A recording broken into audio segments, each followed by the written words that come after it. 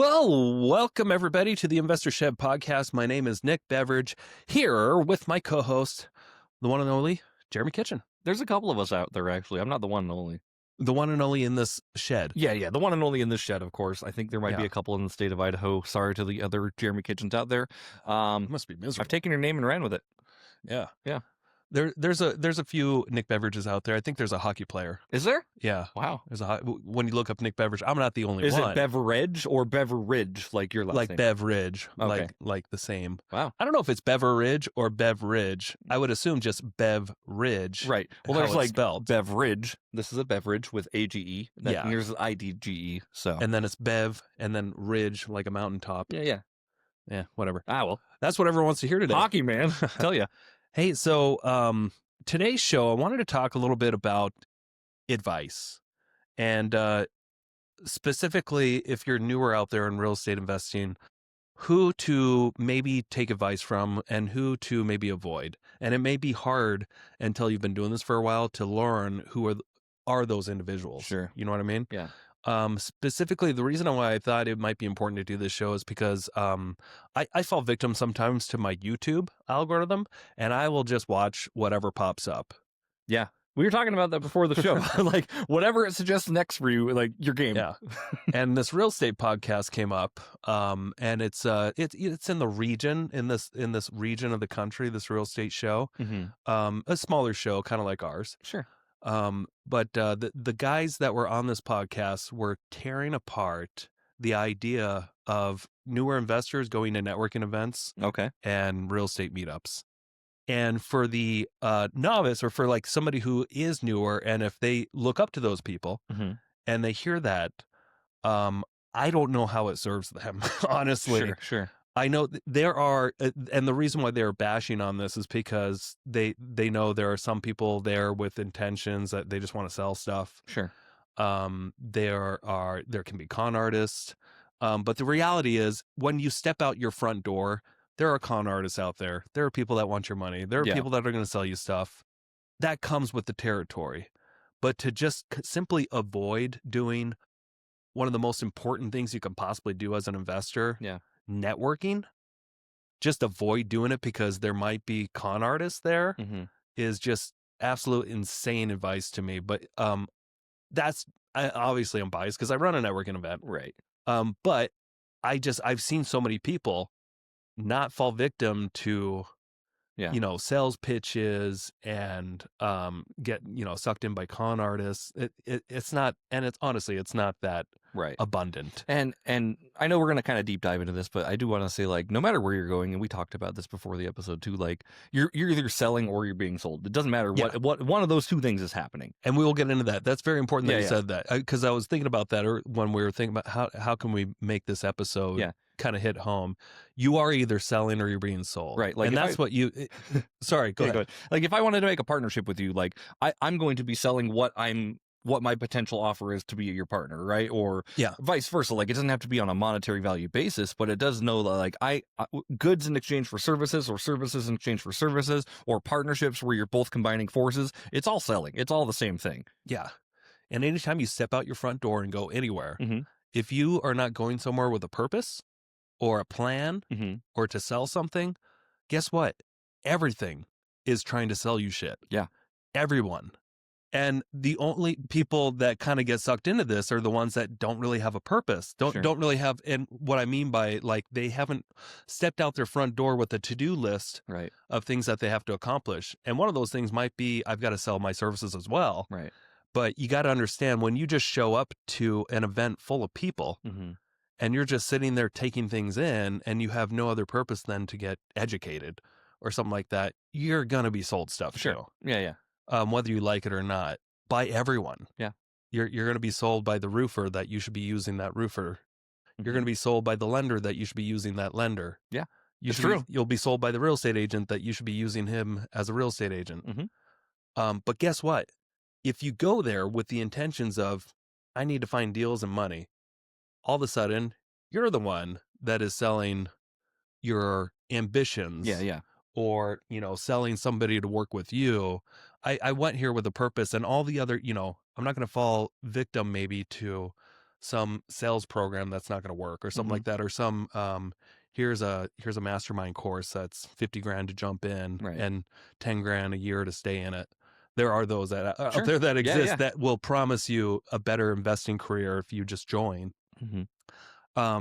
That's not what I'm recommending. What I'm recommending is like if you're going out to a networking event, just you got to have some sort of purpose other than I'm just going to go listen with an open ear. Yeah. And I kind of forgot why I'm here anyway. Right. That's unlikely, and that's why these things that you hear about don't happen so often, where people fall victim to things, unless they are sitting there ready to take it before they get in the door. Right. You know what I mean? Yeah. And like, even like breaking down, like say you're leaving your house to go to work, right? You get in your car, you put on your stereo because nobody listens to, Spotify anymore. People listen to the AM FM radio.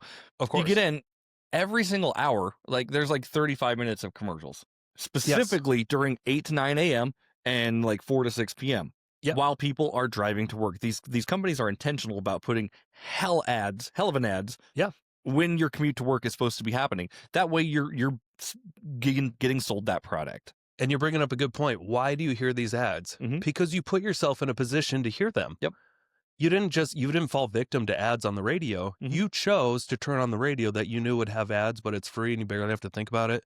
And I did this yesterday in my truck too. 2 days ago, I went out.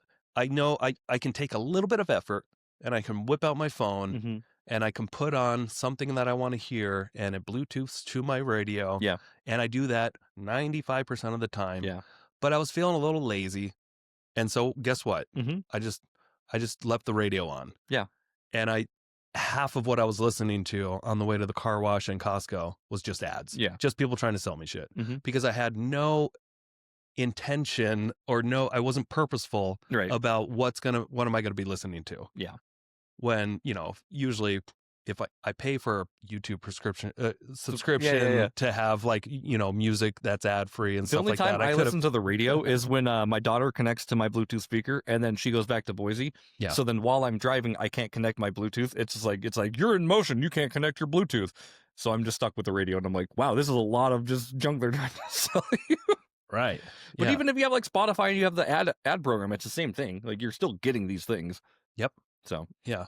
And it's the same thing when I walked into Costco.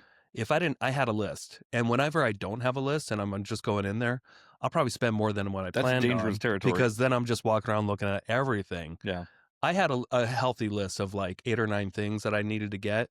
So it limited my rational or irrational spending because I wasn't I wasn't just going to sit there and listen to the sales pitches.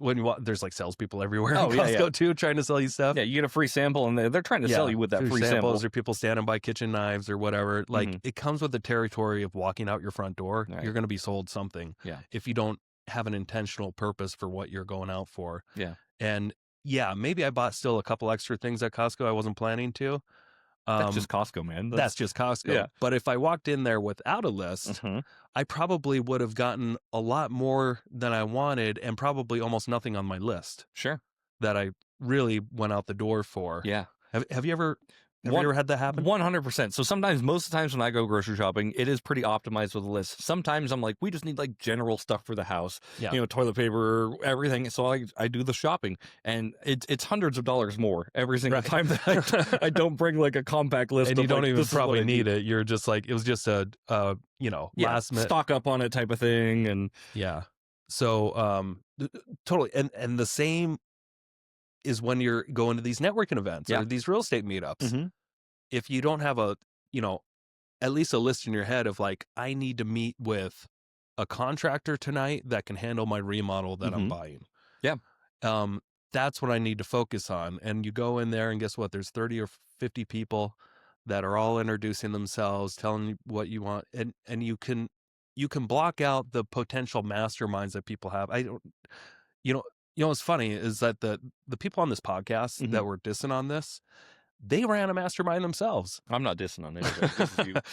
No, I'm saying that they were dissing on the networking events. They were dissing on this approach when they were also the gurus at one point. Right. Which is just It's just silly. You got to be careful who you take advice from. Yeah. Because your network, and I just want to say this again. Of course. Your network is your net worth. Right. And there's a reason people say that is because it's true. The more people you know in general, and the more people that know you, the more you have the ability to grow your net worth because you can just solve more problems quicker. Yeah. With people. Like you can network your way out of almost any situation in life. Basically. Yeah. Yeah. Like this weekend, like last week, I'm sure you put out a post on Facebook about an audio engineer, right? Yeah. And I still haven't responded to anybody. So many people reached out to me. Okay, that's great. But anyway, I just haven't had a chance. We have an intentional problem. Yep. It's not even a problem. It's just more of like a fix, but like we have an intentional thing we want to solve. So you put that out in the universe and you got recommendations for that. Sure. Incredible. Like, we went in with a game plan. I had a network of people on Facebook that were willing, that knew me, that were willing to help out. And I appreciate that. Yeah. I didn't mean to not get back to anybody. It was just happened to fall on a weekend. Yeah. And I'll get back to people today. Yeah. I mean, I threw it out to you on a Friday right before Christmas. Like, hey, we figured out our mic situation. Yeah. We're figured out, man. We just want to have more guests in here and not have to like share this thing because it's clunky. But I agree. Like, there's so much information out there on the internet, Nick. Not even just on the internet, like networking events, podcasts. There's tons of information, and in no way am I saying that I am an expert on any of this. So you shouldn't have to listen to me because I don't have the credibility you may deserve for the most part. But just like Nick said, like watch where you are getting your info and do your own due diligence on how that actually operates. Yeah. So if you wanted advice, on buying multifamily, probably wouldn't come talk to Jeremy. Yeah, don't do that. But I might pat you on the back and be like, that's a cool deal. Maybe. But if maybe you have a Roth IRA account and you have the ability to invest funds with that, but you're just confused on how it works. Yeah. You could talk to Jeremy. Yeah. Jeremy's like, he's going to be speaking about it tomorrow on a panel. Yeah, but you have more experience. Yeah, I guess I do. I guess I do. You got a lot more experience in that field when it comes to how your retirement accounts work with real estate investing. Right. And you also have the personal experience of doing it again and again. Yeah. You've done a lot of transactions out of your retirement accounts. Yeah, like if somebody... And you have multiple retirement accounts. Sorry to interrupt you. Yeah. But if you have that problem where you have a retirement account or want to get one, you got to be selective on who you're going to ask advice from. Yeah. You'd be the guy. Or if it become like, man, I really, I need some better media. Yeah. Probably talk to Jeremy. Yeah. If you need a roofer, probably wouldn't talk to Jeremy. No. But what I could do is I could probably get you in touch with a roofer. Yeah. Yeah. Because I have a network, right? Same thing with you. Like if you wanted to talk about like house numbers, about like what a house should be worth in 4 to 6 months after you flip, like talk to Nick if it's in North Idaho or the North Idaho region, right? You want to talk about fix and flips in general, like you would be the first person I would ever think of to talk about fix and flips. Like if I ever want to do another fix and flip, it's coming to you first and we're going to talk about it. I appreciate that. Yeah. And if you wanted to raise a bunch of funds to do syndication and buy large multifamily, don't come talk to me. Yeah, or me. But you can come talk to me and ask for someone that I might have in my network that might help. Mm-hmm. And I know a couple people that you might want to talk to. But don't take advice from me. We got to take a quick break for our sponsors today. Today's show is brought to you by North Idaho Steam Cleaning. What? It's the steam that gets it clean. Wait a second. You're telling me it's the steam that gets it clean. If you want fast and affordable carpet cleans or flooring cleaning in the North Idaho area, there's nobody better. Yeah. I promise you that. Speaking of taking advice from people. No, North Idaho Steam Cleaning is great. Shout out to them. So, yeah. And thank you for the chip bag clip. We should get some chips in here to put this because it feels like a lonely chip bag clip right now. Some really crunchy, crinkly bag that just messes it's always with the audio. Here and reliable for us, though, if we want to just play with it. Old trusty. I like it. And it's got just like North Idaho Steam Cleaning. All right. So let's get back into it, of course. Obviously, like with these networking events, you've ran a networking event for what is it, like 12 years? It's going on 11 years. 11 years. Okay. I was close. Most of what you've done from your business has come from your own personal network. Is that correct? Yeah, I mean, it's come from, going to the networking event on a regular basis, not necessarily hosting it or just having it. Yeah. It's because I was actually present. I've been present at more of these meetups than almost anyone I know. I believe that. because I've only missed like 3 of them in the last 11 years. That's because And you're on vacation. yeah. And you know what? I got to admit, sometimes I'm not really present, in my head. My headspace isn't really into it. And sometimes some nights are better than others. Sure. But it's just, for me, it's a consistent way of lead generating for different types of people that I need in my life for new problems. At one of the latest meetups, I met a guy named AJ, and he's crushing it at, he's doing arbitrage for rent by the room. Cool. And he's been doing that I thought he was maybe just newer at it, so I was a little skeptical at first. Yeah. Hey, quick commercial break here. Thank you so much for listening to this podcast. I really do appreciate it. If you want to give back, let me help you buy a house, or I can help you sell a house. It's the only way I make money when I'm not investing in real estate. I don't make money on this podcast or the events I do, but I do make money only when I help people buy and sell houses. So if you're looking for your next investment and you're here in North Idaho, I want to help you personally. If you are not in North Idaho, I can still help you out. I have a vast network of referral partners all across the country, and I can find the right real estate investor savvy agent for you so you don't have to. It doesn't cost you a thing. Thank you for your support. Back to the show. I've been doing it for like 15 years. Crazy. So arbitrage rent by the room. So like that's like, somebody leases him a property and then he like subleases it out. Cool. Yeah. And I had a listing that I've been having a trouble selling that's perfect for something like this. So I wanted to chat with him about it. He showed him the property, and immediately him and the seller worked out a deal, and now the seller's problem is taken care of. He just leased it to him directly, and he's going to sublease it. Cool. What property? That's the one on Gleason. Gleason. I was going to say Gleason. That one. It's a big old property with a lot of rooms. Yeah. A lot of space. And it's on a corner lot, plenty of parking, and you can even build more rooms out of it. That feels like a good idea for that one, to be honest with you. Yeah. And then the investor gets what he wants. He just wants a reliable income. And so we got like a 3-year lease. Cool. At a higher, I don't know what, but I know it was higher than normal rent rate. Sure. But this guy's going to like double what he can get. Right. You're going to get your taste. It's just management heavy. Yeah. But it was a solution that I needed. I really needed to help this seller get rid of this problem. Yeah. And it was having trouble selling on the market. Okay. And we took care of it. Cool. So now the seller is going to hold the property for another 3 years while it's leased to this. Cool. And I'm not getting paid anything, but Great. I'm just happy I was able to help him out. Yeah. And that's kind of what this business is about. Like, obviously, if you put your ego aside and you come from a place of genuinely wanting to help people, I think you will attract a better tribe, of course. Yeah. Again, like what we're saying, like when you go to these networking meetups, everybody wants to sell you. But if you can find forces that you can combine with to be better than you were individually, and not everyone is like this, I think you're going to end up doing really well. But just make sure you are vetting who you're talking to. Yeah, definitely want to vet who you're getting some resources, getting some... And vetting could just be sitting down and having a real discussion with them and asking questions that would raise red flags or confirm things. Yeah. And even getting references, like if they've worked with anyone before, having a conversation with those people. How did they transact on this transaction? Yeah. You know what I mean? Just do your own due diligence like you would do any other deal.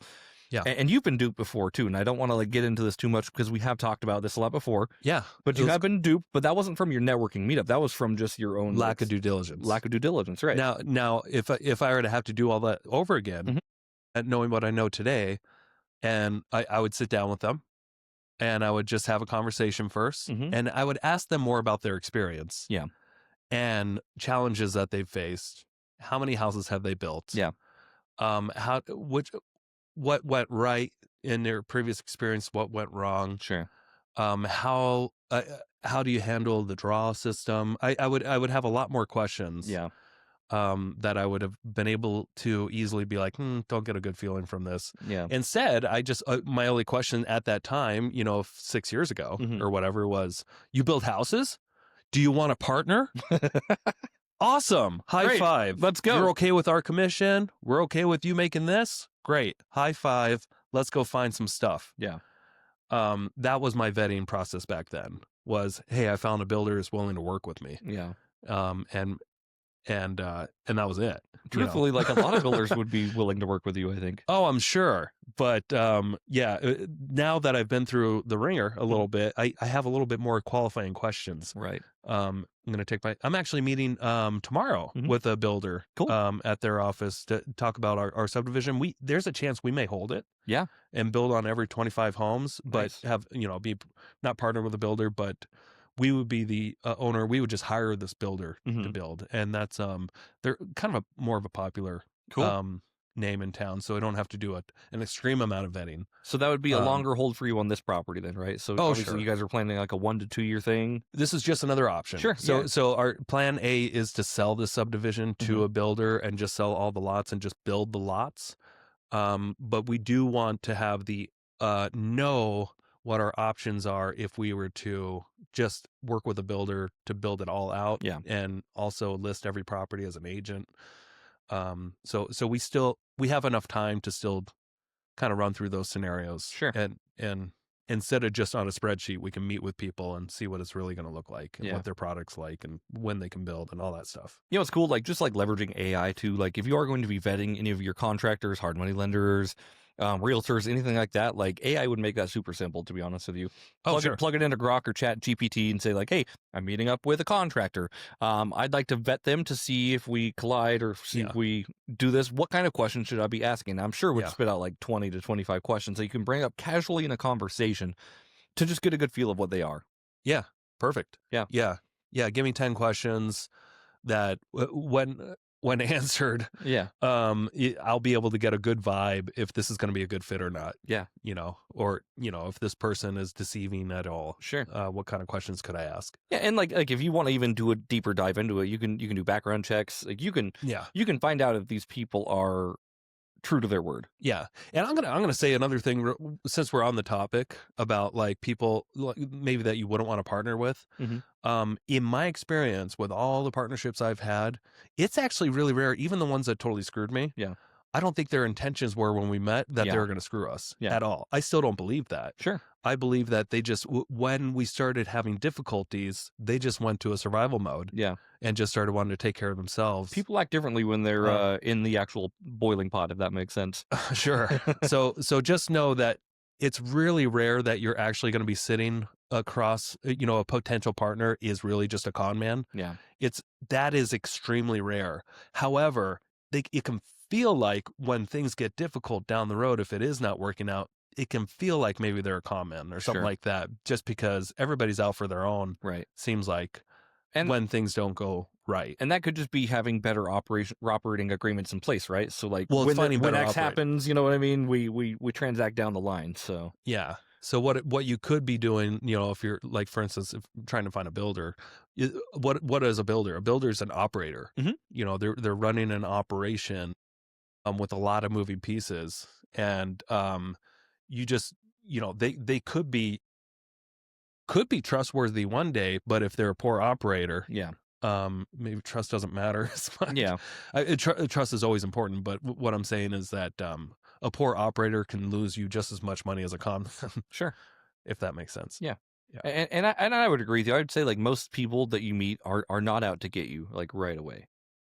Like a lot of people do have good intentions, but just a matter of like if a project goes backwards or sideways, like what the actual plan is in that scenario. Yeah. And there's a lot of people that will fake it till they make it, or have that mindset like, hey, I'm just going to pretend that I've done a lot. I just really want to do well. And that's what's going on in the mind. And you know what? I was the same. Yeah. When I first started in real estate, I faked it till I made it. When people ask me how long I've been doing this, I didn't really give them a straight answer. I just feels like forever. Yeah. Even though it's been 2 months. Oh, wow. You can see all the gray hairs I didn't have when I started. It was obvious because I looked like I was 14. Right. And I didn't have a car. Yeah. It probably looked like I didn't have much experience. Yeah. But you know what? Sometimes you do just have to fake it till you make it, as long as you can like do what you say you're going to do. Yeah. I think that's one the most important things when it comes to any business is just, can you be the person that will do what you say you're going to do? Yeah. That's like what the definition of integrity is. Integrity is, I think it's doing what you say you're going to do even when people aren't looking. Like, so Yeah. like if your partners aren't looking or watching, you are still operating in a manner that would traject you both forward. Sure. Yeah. Yeah, I think that's a pretty good advice. Yeah. Yeah, especially when people aren't looking. Right. Yeah. So obviously, like networking events, like I think they are a good place to meet people generally. Sure. Yeah. Right. Like, Generally, well, I think it's just hitting the easy button to meet people. sure. And the easy button doesn't come without consequences. Yes, you'll be full. The room will be full of people you probably wouldn't want to meet with. Yeah. But there's probably 40% of them that you really should meet with, that are there with the best intentions and that can really help you. Yeah. There's probably only, some tire kickers that you probably don't want to waste your time with, that Sure. are, new, that just need something to do. Yeah. Um, They're in information mode and they just want to yeah, there are some people that just fine. love to sit there and hear information. But they're not really going to help you. They might drag you down. Yeah. And then there are some people that are just simply there to sell whatever industry that they're in, whatever product they have, and they're just there to sell that, and they're like a robot. Yeah. Those people are pretty easy to spot. Sure. So again, like I said right from the top, before you go do anything, make sure you're prepared and you know what you want to get out of whatever you're going into. Yeah. Just like a grocery store. Yeah. If you have a list, you'll probably get what you need and not much more. Sure. I like it. Yeah, I don't really know what else to go without on networking. Like, I think you kind of covered the basis. So, yeah. Okay. We're done. well, we can keep going if you want. We can keep going. Yeah. Whatever you want. Jeremy, what I want to hear from your experience. Because you don't come to networking events as much as you used to. You are correct. A lot of this might have to do with you have a kid now. Yeah. But tell me, why don't you go to networking events anymore as much as you used to? The reason is it's really right when Quinn is going to bed. And my job right now as a provider at home is to like take some of the load off my wife, so she's not just managing it 100%. You know what I mean? She ends up typically going out Thursday nights. Yeah. So like that's usually my night in anyway. So Gotcha. I can't go anywhere. So you don't really have any discussions, like you don't say, hey, it's kind of important to me that I go to this networking event. I haven't. Maybe, and correct me if I'm wrong, but you, from my point of view, I feel like you've already gotten what you needed out of these networking events and you're busy enough. Sure. Yeah. Very much busy enough. Like Ginger Snap keeps me very busy with stuff. Obviously, I think it's nice to sharpen the iron, iron sharpen iron when you meet with these people. I've kind of been on autopilot lately with investing. Like it's all just like, hey, just build up my Roth, invest it. Build up my 401k, invest it. Like I've just been doing really simple stuff lately. Right. That doesn't take like a lot of networking, even though like going to these networking meetups, there are people that I could give to help. Like if they need funding, I can help them. Yeah. But that's me selling them. I'm coming with intention. Right. The reason why I bring it up in this way is because I feel like that when I heard this advice the other day on the podcast that you should totally avoid these things, the person that was saying that, I first met them at a meetup like 6 years ago. Okay. 6 or 7 years ago. Yeah. And I remember he got one of his first deals in Idaho by wholesaling it to someone on my team. Nice. So it's not like it didn't benefit him being at that meetup. I think maybe he either forgot or he got what he needed. He grew his network. Sure. And it's not important to him anymore. Yeah. And then he was just spewing this vomit about his life and his needs but then giving advice to whoever's listening, saying, you don't need to go to these meetups. But clearly he needed it at first. Sure. He got the contacts. Now it's like he's pulling the ladder up from and saying no more. But that's just my perception. I don't think he's doing it consciously, but I feel like, some people, they go to these meetups, they get what they need from them, they grow their network, and then they're busy enough with their business and they don't need it. And then they may feel like those are a waste of time. Maybe now, maybe at that point in your venture, but you got to forget, some people, when they're new at this, they have no network at all. Yeah. And they don't even know where to start. They don't even know how to invest in real estate. They don't know where to get the money. They don't know how private money works or hard money. Yeah. They don't know the difference between an off-market deal and a deal on the MLS. Yeah. They don't know if agents can help them with both or just one or the other. Right. So there's a lot of people when you're brand new at this to go try to meet and talk to. And then once you get busy, a few years later in your career, you probably don't need to come to them as much. Sure. It's not that I wouldn't come to them. Like, I enjoy them. Yeah. I enjoy being around these type of people and talking about these type of things with these people. You know what I mean? Again, it is enjoyable. It is enjoyable. Like, I love talking about real estate. That's why we do this podcast. Because, like, if we didn't enjoy this, we probably wouldn't have this. That's true. Will I be back? Absolutely. It's just a matter of, like, getting life to calm down a little bit. I said, Quinn goes to bed at like 6:37 p.m. So it's not like I can put her to bed and then go to the meetup. It's like, by the time I put her to bed, you're already starting. Totally. Yeah, totally. Yeah. And then I talk with a lot of like real estate newbies specifically. Like, I would consider myself like, I'm not new. I'm not quite experienced. Like, I'm not your experience, but I've done a few things. I know the road. I know I know what the road looks like. I know how to get there. A lot of these people that come to these meetups are pretty new. Yeah, and almost everything's confusing. Yeah, and I think, like, and again, this kind of goes with like who you are taking advice from. Like, people do take advice from me, but I give very general advice from this stuff. Like, I really, when I meet with a new person, I just try to focus on like, what do you want? Yeah, like we try to, I try to boil down to the answer. Do you want to flip deals? Do you want to do residential, commercial? Do you want to lend money? Where do you want to be, and why do you want to be there? And you know what? Sometimes you just have to pick one because you probably don't know what you want when it comes to real estate investing until you've done a few things. Yeah. And you know what you enjoy and what you don't. That's because I didn't really know what I wanted until years later after experiencing all kinds of real estate deals. Yeah. That's kind of the advice I give, by the way. I'm like, if you sit and like you're trying to do 6 different things at once, you are just going to spin your wheels and you're going to burn out. Sure. You know what I mean? So like hyper focus on the 1 to 2 things you want and just like really learn about them. And if they stop being fun or interesting to you, learn something else. Yeah. And I think most people, they just want financial freedom. Yeah. They want the big number at the end of the sky.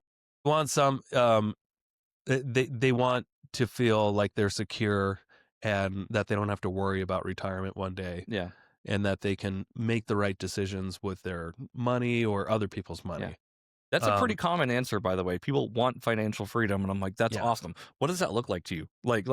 I'll keep boiling that question down. Like, to some people, it means jets, private jets. Yeah. To other people, it means that, they have 5 acres and a small house and no debt. Yeah. And a farm that generates them food. You know what I mean? Yeah. Yeah. There's a lot of people that, like, especially in our neck of the woods, a lot of people's dream is just being self-sufficient on acreage with not much more than that. Right. You meet some people and, like, they seriously, their ambitions are, I want a private jet. Yeah. I don't meet those people often, but I have before. And they need a different direction in real estate than some others. Yeah. Doing fix and flips for the rest of your life is not going to get you there. Yeah. But it might, maybe it's the perfect thing that you need some seed capital for something bigger. Yeah. So fix and flips are going to be the thing that will get you there. Sure. It's just the first step. Right. For other people that just want acreage and paid off homes or a paid off house, maybe it's different. Maybe it does. It's flip as well too, but maybe it's just I need some strategic plays on how do I buy some rentals creatively with the money that I have or that I'm earning on the side, or who knows. Everyone's situation is so different. Yeah. Everyone has different income levels. Right. The velocity of money, and you've talked about this before, like how fast do you want to go there? How fast do you want to get to your goal? That depends on what you actually want to do and what actions you're going to take. Are you comfortable just buying 1 rental a year? Great. That's awesome. And again, like, these are the questions I just start asking and trying to get them to talk about what is the actual why of what they want. Like, why do you want financial freedom, or why do you want a jet? You know what I mean? Yeah. Or the New York Jets. Hey, man, if you want to buy the New York Jets, like, I would love to partner on that for you. That's Gary V, Gary V. Right? Yep. Yeah. Yep. He just wants to buy the New York Jets. At least he has a goal. And that's what some people... Is it the Jets or the Mets? I think it's the Jets. He wants to buy the Jets. Yeah. Is that football? I think so. I don't know. Mets is baseball. Stop asking questions about sports. I don't know. I don't know beyond that. We're not sports guys. We're sorry. No, but Gary V. I know talk about that all the time. Is really popular here. It's a football team that's in the Northwest of the U.S. Seattle area. We do know that. That's a football team, and they can have teal colors or blue. Teal or blue, sometimes green. And they used to be really good at defense. I don't know what happened. You know a lot more about football than I know. I don't, and I'm done knowing. Okay. Everything's, Aaron Rodgers is not popular as much as it used to be. Yeah. Marshawn Lynch, man. That's all I know. He was a Seahawk, wasn't he? I don't know. Yeah, he was. Yeah. I don't know if he still is. No, he's not. He was the fast runner. No, that was Richard. No, Marshawn Lynch was the guy that can run the ball. Who's the guy? Richard with the long dreads. I can't remember. Marshawn Lynch. There's another one who was playing with him. But people are screaming right now. Yeah, people are really mad. Radios. I know a lot of Seahawks fans are like, "I'm done with you." But no, with networking, just be intentional again about what you want. Yeah, that's what it comes down to. Yeah, and Gary Vee has a goal. Mm-hmm. His goal is to buy the New York Jets. That's why he's got to be on stages at all these big events and selling at a very high level to get what he wants. You may just want that acreage property that's paid off someday. There might be I don't know if it's an easier, but there's a way to get there. And everyone's plan is going to be different, and everybody's networking approach is going to be a little bit different. Do you like Gary Vee? Sure. Yeah. Yeah. I admire the shit out of his hustle. Yeah.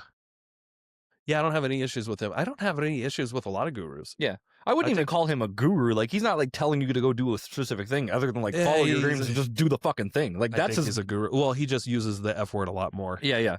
He just likes you to like go out and do the thing. It doesn't matter. Like, his advice isn't like to give you advice. It's just to take action, because action beats inaction 99% of the time. Yeah. What other influencers or gurus do you appreciate hearing from? Alex Hormozy. Oh yeah. Yeah. Like he's just a guy who just to use like language again, but he just gets shit done and he knows how to do it. He's obsessed with working. Though. He's obsessed with working. He boils out like all the fat of his businesses, and he's just like, this is a lean, smooth running company. Yep. I just love, again, his work ethic, because he works really fucking hard, and these are people that I look up to. So, and as much as I agree with you, I love Alex Hormozy. I love his approach. I love his books. I love how simple it is. I love simplicity. The mindset. I love like the sales strategies. He's a master salesman for sure. But if I were to listen and take advice from everything that he says, my life would go to shit, because he has no kids. Right. He doesn't want kids. Right. So he built a lifestyle around not having a family, and he starts work as soon as he wakes up at 6 a.m. Until noon, doesn't want to talk to anybody, goes out and eats dinner, out for dinner every night. He wears the nose strip all day like you, I think. Yeah. I'm just kidding. Hey, but you got to be careful of who you take advice from, because if I just started taking all my advice and just started working like Alex Hormozy, I would probably build some massive business that I don't really want. Yeah. Like, I know what I want is pretty close to what I already have. Yeah. I just need to maintain and pay off more debts. Right. And I really, I feel like I want more of a simple life. Speaking of gurus, Dave Ramsey paying off debt. That's somebody who I do appreciate. Yeah, there's another one. Yeah, like, again, like, I don't take all of these. I don't take the entire Dave Ramsey to heart and like boil it down into my life. I take like things that work out of Dave Ramsey and take things that work from Alex Hormozy. Sure. And I boil it down into something that I want. Yeah. Well, that's good. Yeah. Anybody else? Gurus, obviously, Matt Sorensen for Directed IRA. I feel like he's kind of a guru, and Mark Kohler. Yeah. Shout out to Directed IRA. I like those guys. Yep. Other gurus is like Mel Robinson. Mel Robbins? Is she I think she is. Yeah. I just like life advice like that. Sure. Yeah. She's simple. I always make the joke that like I like to listen to David Goggins and then Mel Robbins, because David Robbins will like David Goggins will shit down your throat, and Mel Robbins will give you a hug after. Yeah, I really enjoy David Goggins as well, but I also have to be careful taking too much advice from him, because he was just such a tortured soul. Yeah. And he's just taking his anger out as much as he can. Yeah. I don't know if I need to beat I up my admire body. his like, he inspires me to beat the shit out of my body and do too many extreme things, like running too long and all that stuff, when there's really no point. Yeah. You know who I really enjoy? Who? As a guru who's not your probably typical guru? Joe Rogan. Okay. I believe, like, because on a lot of his podcasts, well, he doesn't really talk about that a whole lot.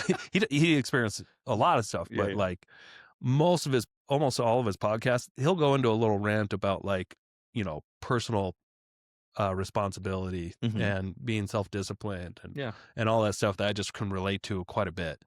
But yeah, I guess everybody picks who they want to follow. Yeah. I don't follow Joe Rogan. I respect him as a host and as a guru, I guess, but I just don't like follow him. Yeah, I don't really like follow him a whole lot. I just really enjoy his advice on how to live. Yeah. Yeah. I think the problem with Joe Rogan, and we're taking advice from us here, right? The problem with Joe Rogan is it's all over the board. It's like sometimes he just wants to screw around on an episode. And then sometimes he wants to get really deep, and I'm like, what are you? He's just a curious guy. Yeah, just a curious guy. Yeah. He's a good news reporter, basically, and he feeds really well with his guests. Yeah.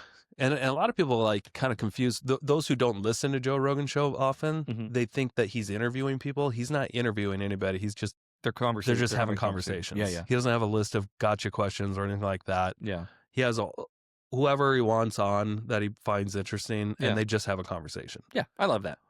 There's no script to it at all. It's there's no extra production, for a reason. And there's only one guy behind the studio. Is just like his assistant Jamie. Oh, really? Yeah, it's the biggest podcast in the world. Yep. And it's the smallest. It's just one employee, which is interesting. That's fun. Yeah. No, I saw the podcast stats come out the other day, and Joe Rogan was number 1. And I'm like, I believe it, because he's been number 1 up there for a very long time. Oh, yeah. Yeah, and he got good at what he does by being consistent with it. Yeah, it's consistent. He's been doing it the longest. Like, those are, like, really common themes, like, with any business, I feel like, to get really good at something. Yeah. You just have to do it for a long time. You just got to show up every day and be consistent. Just like Alex Hormozy says, do something for so long that it would be impossible for you to not be good at it. Yeah. True. You know what I mean? Like, which is what we're trying to do with this podcast. That's what we're trying to do here. We're trying to get better at talking and speaking, because I've struggled with that for a very long time. Yeah. I still do. I think this has done wonders for us. Thank you. It's helping with my lisp. Is it? I think so. Good. I'm getting practice talking. Yeah. A couple times a week. At least, unless we cancel. All right, everybody. Well, if you're listening live, we are going to be at Kelly Clark's event tomorrow. We are. Tomorrow, talking about investing in a Roth IRA. Yeah. At the Black Diamond at 6 p.m.? Yeah, 6 or 6:30. Just go to reinetworking.com to actually get the details on when that starts. My calendar tells me where to go, man. As soon as it's time to go, I go. Yeah. Apologize. If you're listening to this live on Facebook, it is tomorrow. Yeah. If you're listening to this on YouTube later, it was a while ago. Yeah. I might bring a camera and record us, so maybe we can have it as content. Oh, okay, cool. Yeah. Well, thanks for listening, everybody. Yeah. Thanks so much for joining, as always. Value out of this, and we'll see you next time. Bye. Thank you so much for checking out the Investor Shed podcast. If you enjoyed your time, make sure to leave a 5-star rating and review on Apple Podcasts and Spotify. Follow along on YouTube, TikTok, and Instagram at The Investor Shed for shorts and promos about each episode. Do you want to be a guest or know someone who has great real estate investing advice and stories? Reach out to us at theinvestorshed@gmail.com.